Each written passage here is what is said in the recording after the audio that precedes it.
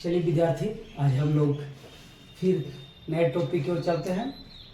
आप लोग हमारे वीडियो को पूर्ण रूप से पसंद करते हैं, मुझे बहुत खुशी होती है। तो खुशी का माहौल अलग ही होता है, जिसके कारण हम प्रत्येक दिन वीडियो लोड करते हैं। ये आपका मेरे लिए बहुत बड़ा सौभाग्य की बात है। तो चलिए, आपको मैं बताना चाह रहा हूँ चालक, कंडक्टर, अचालक, नॉन कंडक्टर, अर्धचालक, सेमी कंडक्टर और अतिचालक, हाँ, जिसको हम लोग बोलते हैं सुपर कंडक्टर। अब चलिए, अब इसके बारे में हम बारी बारी से क्या करेंगे, हम समझने की प्रयास करेंगे। तो चलिए देखते हैं। यहाँ पे देखेंगे, मान लिया जाए एक चालक पदार्थ लिया है ना। अगर इसको हम कहें कि इसको हम चांदी की बात करते हैं, ये चांदी की बात करते हैं, तो कहता है कि वैसा पदार्थ जिससे होकर आवेश की परवाह आसानी से हो।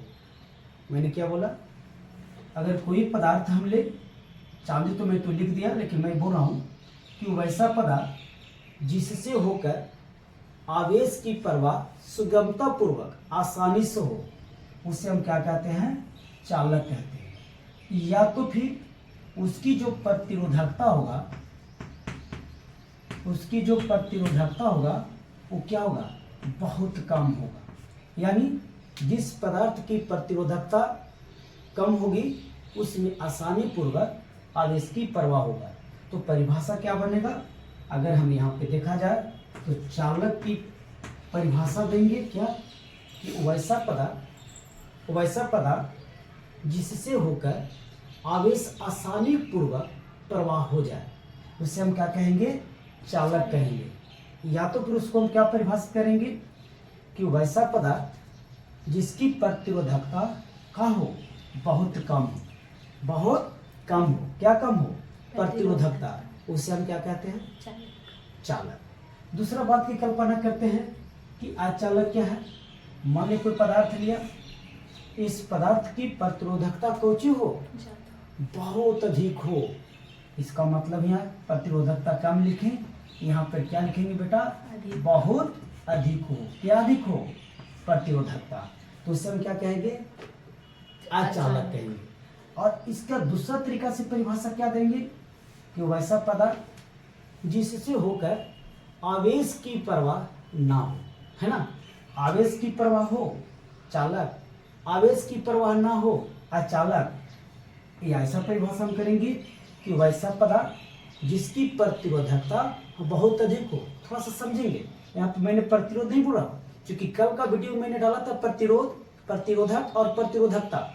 ध्यान देंगे, प्रतिरोध, प्रतिरोधक और प्रतिरोधकता। आपका कर्तव्य बनता है कि अगर समझ में आ रहा है तो ठीक है, नहीं समझ में आ रहा है तो मात्र 10 मिनट का वीडियो है, पुनः कल का वीडियो देख लेंगे। अब चलिए, तीसरा मैं पदार्थ ले रहा हूं क्या, या तीसरा मैं चल रहा हूं किसके कारण, अर्धचालक। तो अर्धचालक की बेटा क्या कहता है कि इसको जो देख रहे हैं चालक,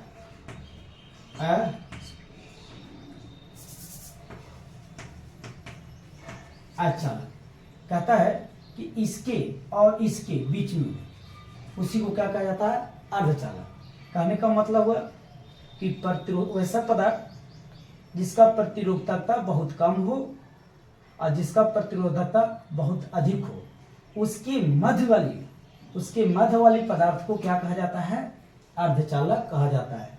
यानी ऐसा समझिए कि इसका गुण और इसका गुण के बीच में होता है। यानी चालक और अचालक के जो मध्य में होती है, बीच में होती है, उसे क्या कहा जाता है, अर्धचालक। अब देखिए, अब तीसरा पदार्थ बहुत महत्वपूर्ण है। तीसरा का मतलब क्या है, अतिचालक। अतिचालक किसे कहते हैं, तो अब चलिए, अतिचालक कहता है क्या, कि वैसा पदार्थ है ना, वैसा पदार्थ जिसका ताप कम करने पर उसकी जो प्रतिरोध होती है वह क्या हो जाता है, शून्य हो जाता है और प्रवाहित धारा का मान क्या होता है, अचानक बढ़ जाती है। तो इस घटना को हमको क्या कहने, इस घटना को हम लोग क्या कहते हैं, अति चालक। सुना लीजिए, ध्यान देंगे। देखो बेटा, इसको मैं परिभाषित करता हूँ। चालक किसे कहते हैं, तो वैसा पदार्थ जिसकी प्रतिरोधकता बहुत कम होती है उसे हम क्या कहते हैं, चालक। दूसरा परिभाषा देना कि वैसा पदार्थ जिसमें आवेश आसानी पूर्वक, बिना आसानी पूर्वक मतलब आसान तरीका से प्रवाह होती है उसे हम क्या कहते हैं, चालक। जैसे में चांदी, सोना, लोहा। चांदी सर्वश्रेष्ठ सबसे अच्छा चालक पदार्थ माना जाता, इसमें चलेंगे अचालक।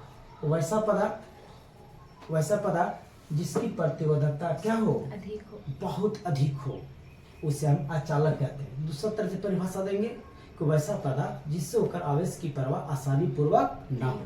जैसे हम लिखेंगे कांच, प्लास्टिक। अर्धचालक, अर्धचालक का मतलब होता है वैसा पदार्थ जो चालक एवं अचालक के मध्य में हो। इसका मतलब हुआ कि अर्धचालक में चालक का भी गुण होता है और अचालक के भी गुण होता है, इसीलिए इसको मध्य में रखा जाता है। जैसे में जर्मेनियम, सिलिकॉन। तीसरा बोले अचालक पदार्थ, नहीं सॉरी, अतिचालक पदार्थ। ये आपको समझना होगा। तो कहता है कि वैसा पदार्थ जिसका ताप कम करने पर उसकी प्रतिरोधकता कम होती है और जब उसकी प्रतिरोधकता शून्य होती है तब प्रवाहित धारा का मान काफी बढ़ जाता है। तो इस घटना को हम क्या कहते हैं, अति चालक। क्या मैंने बोला, वैसा पदार्थ जिसका ताप कम करने पर उसकी प्रतिरोधकता अचानक शून्य हो जाती है, जिसके कारण प्रवाहित धारा का मान क्या होता है, बढ़ जाता है।